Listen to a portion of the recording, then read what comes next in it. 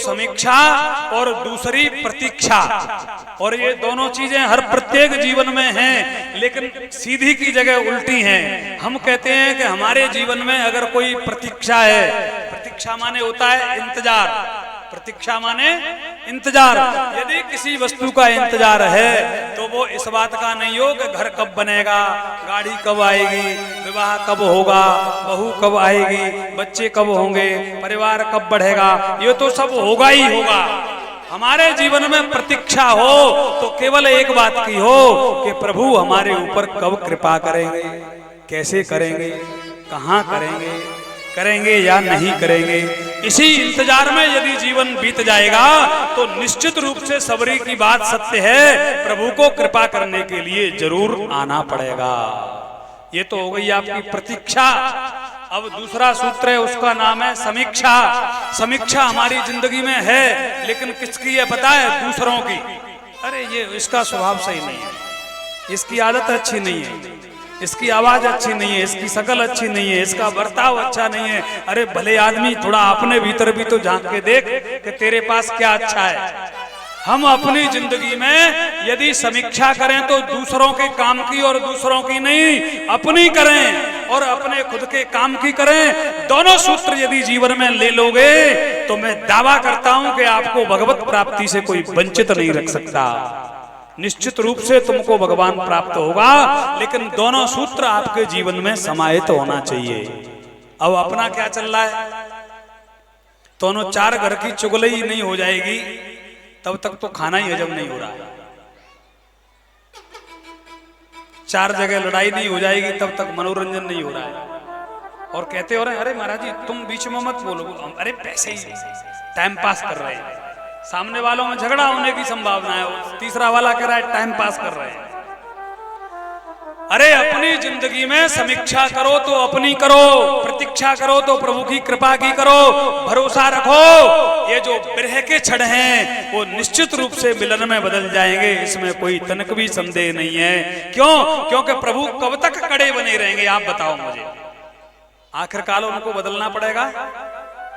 अरे जब हमारी भक्ति भावना के द्वारा हमारी आंखों से प्रेम के आंसू निकलेंगे, उन आंसुओं की एक एक बूंद को देख करके मेरे करुणा निधान रीझ जाएंगे। और तुमने तो सुना होगा, लिखा है न जाने कौन सी धुन पर जगतपति रीझ जाते हैं। प्रभु का तो भरोसा ही नहीं है कि वो कब कहां कैसे प्रसन्न हो जाएं। यदि अपने जीवन में आपको प्रभु को प्राप्त करना है तो भरोसा लगा करके बैठ जाओ। उस गोविंद ने सबरी को दर्शन दिया है, केवट को दर्शन दिया है, जटायु को दर्शन दिया है, अहिल्या को दर्शन दिया है। ये सब लोग दर्शन करने गए नहीं, राम जी स्वयं अपनी अयोध्या को छोड़कर इनको दर्शन देने के लिए आए। और ये घटनाएं यदि सच हैं तो परमात्मा प्रभु हम सबको निश्चित रूप से प्राप्त होगा। भगवत तत्व की प्राप्ति के मार्ग में केवल अपनी भावना को पावन बनाते हुए विश्वास और भरोसे के साथ में आगे बढ़ोगे तो निश्चित रूप से तुमको भगवान की प्राप्ति होगी। ध्रुव जी महाराज ने सभी के लिए भगवान की विशिष्ट प्रार्थना की। इसके बाद भगवान बोले बेटा अब तुम ज्ञान ही देते रहोगे कि कुछ हमारी भी सुनोगे।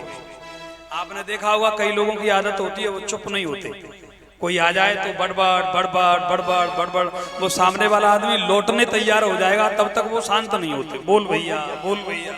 कई लोग तो कहते हैं महाराज हम वहां से आए हैं, एक आध बात हमारी भी सुनोगे कि हम तुम्हारी सुनते रहें? भगवान बोले अब कुछ हमारी भी सुन लो। बोले बताओ प्रभु क्या है? बोले अब तुम वरदान मांग लो, तुमने हमारी तपस्या की है। ध्रुव की आंखों में आंसू निकल गए। बोले प्रभु जब पूरे संसार का साक्षात परब्रह्म परमात्मा मेरे सामने खड़ा है, मैंने 5 वर्ष की उम्र में प्रभु को प्राप्त कर लिया है, दुनिया में ऐसा कभी हो नहीं पाया। अब मैं 3 लोक के ठाकुर को प्राप्त करने के बाद में क्या वरदान मांग लूं प्रभु?